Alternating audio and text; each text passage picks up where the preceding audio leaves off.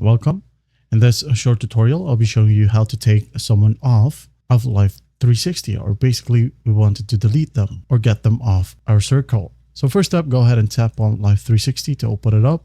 Now, once you're in here, you're going to want to go to the top left, and here we have the gear icon or the settings icon. Just tap on it. Once done, go ahead and go to circle management, tap on it. Now in here, look for delete circle member or members. All right, just go ahead and tap on it. Now, once done, you'll see a list of the members that is within your circle. So for example, this one right here, I'm just going to tap on this circle besides the name. All right. As you can see here at the top right, we have the delete option. Just tap on it and there will be a pop-up. It says here, are you sure you want to remove the person? This member will be removed for your entire circle. Now, if you're sure, just tap on yes. And once done, you're good to go.